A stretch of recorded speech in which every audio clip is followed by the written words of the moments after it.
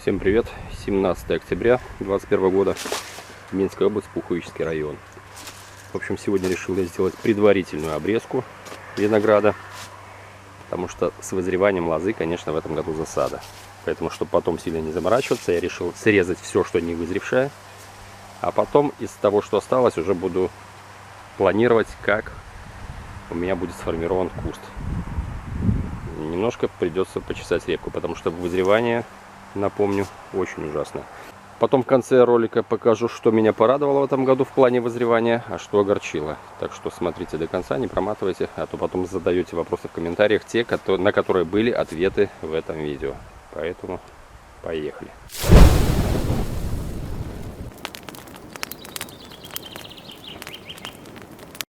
Ну вот с виду вроде бы кажется лоза вызревшая, да, и на ощупь как бы все хорошо. Но не тут-то было. По-моему, уже особо показывать, наверное, не надо, как это проверяется. Ну, может быть, кто-то из новичков не знает, как это делается. Еще раз, наверное, лишним не будет. Вот делаем. Слышали хруст? Видите, здесь слабый хруст. Оно как-то местами. Здесь вроде бы хорошо пошло. Здесь еле-еле. Тоже какой-то слабенький. Короче, везде какая-то засада. Вот так вот идем сверху вниз. В общем,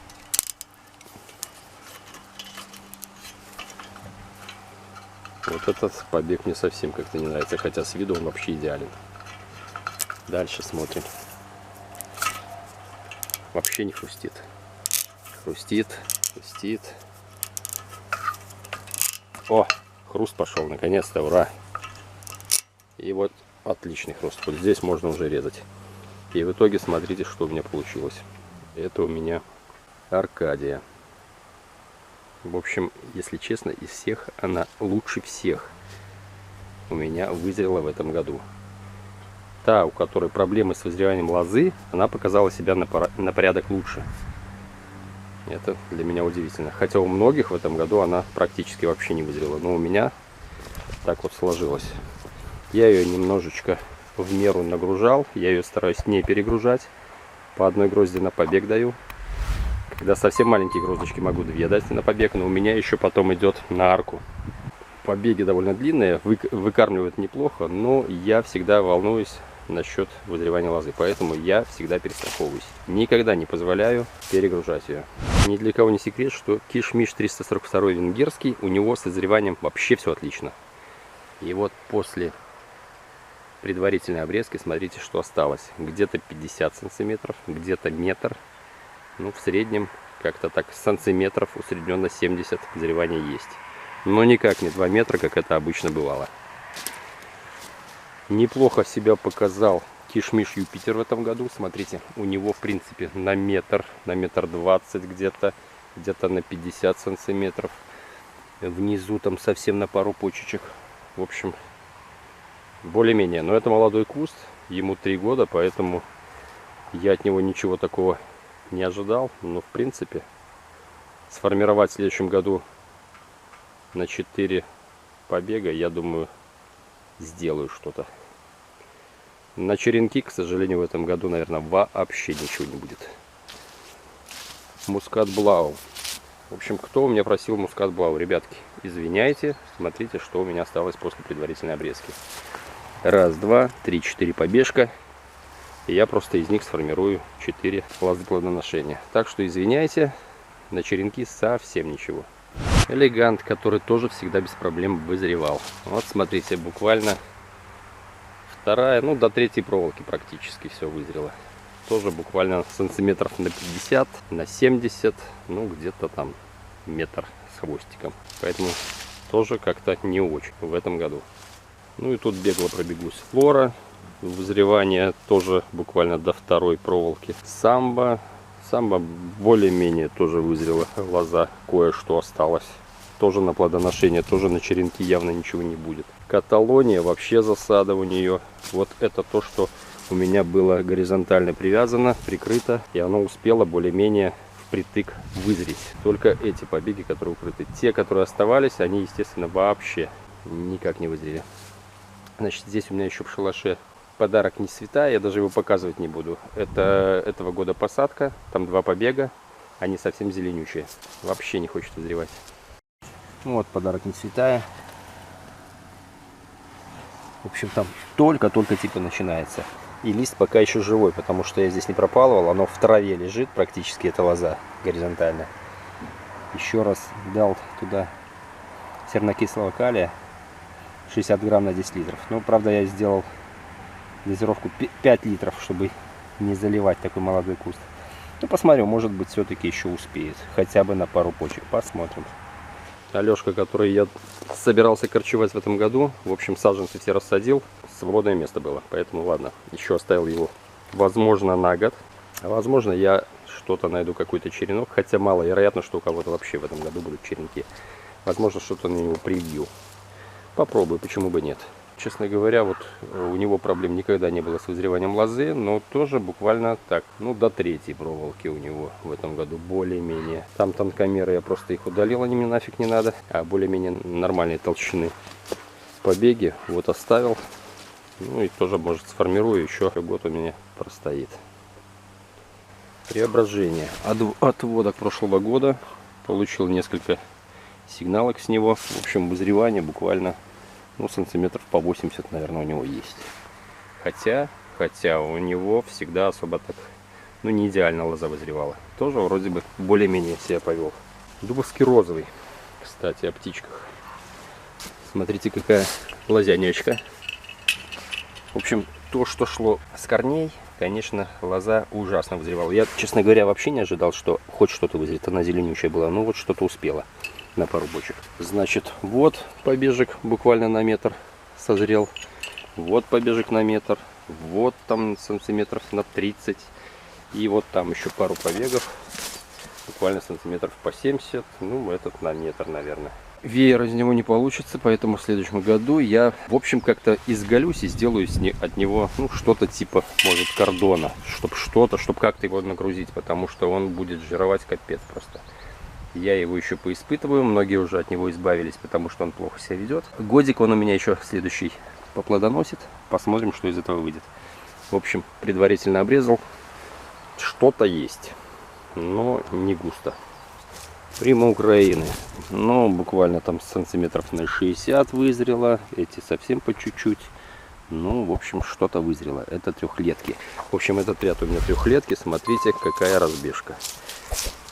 Это у меня Аркадия розовая. Или как ее там... А нет, вру, это памяти учителя. В общем, на 3-й год вот такая херня.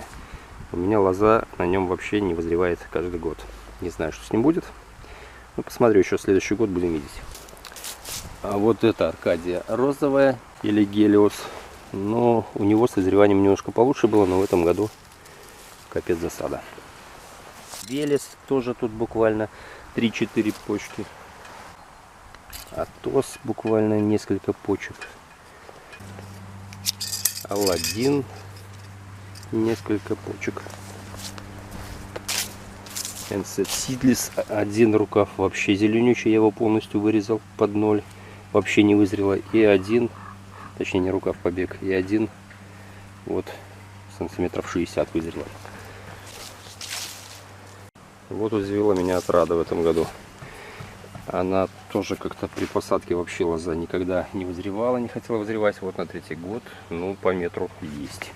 В следующем году это, наверное, чуть ли не единственное, которое у меня что-то хоть сформируется более-менее. Ну и на финалочку я вам оставил бомбу этого сезона, конечно. Что по вкусу, что по созреванию, что по устойчивости. Это Надежда Ранняя. Вы видели, какие она сигналочки мне дала на 3-й год. В общем, эта форма очень даже не хиленькая, я вам скажу. И смотрите, как вызрела лоза. 1,5 метра на метр где-то. Ну, примерно тоже 1,5 метра, 1,20 метра. Ну, в общем, под 1,20 метра вызрела. Вот это единственная форма, которая у меня вызрела в этом году практически без проблем. И урожай дала рано, и сахар набрала, и вообще полный пипец. Вот на формировку будет 4. Даже, кстати, даже на черенок что-то останется. Вот, возможно, вот эти 2 пущу. Вот эти 2. А вот этот, возможно, пойдет на черенок, еще подумаю. Может, какой-то саженец. Штучек 2, 3, 4 выйдет. Ну, как-то так. В общем, сегодня еще планирую я позгребать эти все листья, чтобы инфекцию эту всю не разносило. И хотелось бы обработать железным купоросом, потому что в этом году болезни, конечно, бушевали. Причем даже особо обработки не помогали. Поэтому 3% железный купорос, это 300 грамм на 10 литров воды, обработать по лозе. И я думаю, хорошо уйдет она в спячку. И, кстати, железный купорос, благодаря ему лоза становится устойчивая к мышам, как ни странно. Потому что много знаю случаев, когда мыши подгрызали почку, обработанную железным купоросом, и рядом покоились с миром. Там же оставались. Я не думаю, что это совпадение, это я таких много случаев знаю.